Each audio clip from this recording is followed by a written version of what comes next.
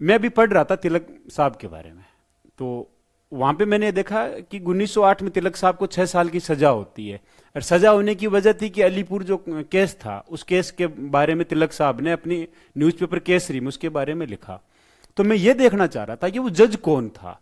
तो जज का मैं नाम सर्च कर रहा था, उनका नाम था दीन शाह डी दावार करके सा नाम है। तो मैंने नेट पे सर्च किया तो मेरे सामने ये आर्टिकल आया। उस आर्टिकल में यह था कि बॉम्बे हाईकोर्ट में उस जज की फोटो थी जिसको 2012 में हटा के क्या क्या फोटो को हटा दिया गया, हटा के म्यूजियम में रख दिया गया।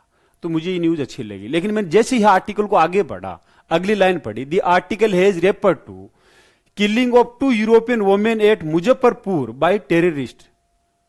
ये आप समझ रहे हो ये टेररिस्ट किसे बोल रहे हैं? मुजफ्फरपुर में जो 2 वुमेन मरी थी, गलती से मारना था किंग्सफोर्ड को, जो जज था, अंग्रेजी ब्रिटिशर जज था। मारने वाले कौन थे? हत्या, उनका वध करना था उसका। वो हमारे पूर्वज, हमारे देश के शहीद खुदीराम बोस साहब और प्रफुल्ल चाकी साहब, जिन्होंने देश के लिए प्राण न्यौछावर कर दिया, और उसी को ही ये न्यूज़पेपर इंडियन एक्सप्रेस क्या लिख रहा है। आपको लग रहा है कि ये एडिटिंग है? लो, मैं इसको ये गूगल क्रोम पे रिफ्रेश करता हूं, आप वापिस देखोगे।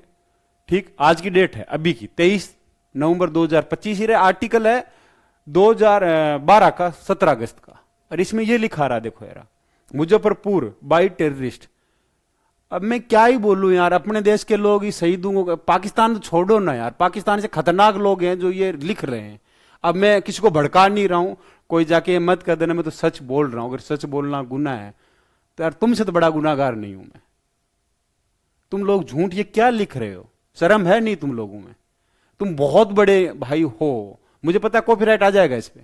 तुम बहुत बड़े लोग, पर प्लीज रिक्वेस्ट है हाथ जोड़ के भाइयों, तुम्हारे घर में दाल रोटी आ रही है ना, प्लीज, इन लोगों की वजह से आ रही है। अगर ये शहीद नहीं होते तो आज कहीं सड़क पे भीख मांगते फिरते तुम लोग। आ जाते हैं खुद को, क्या बोलूं मैं इस पे।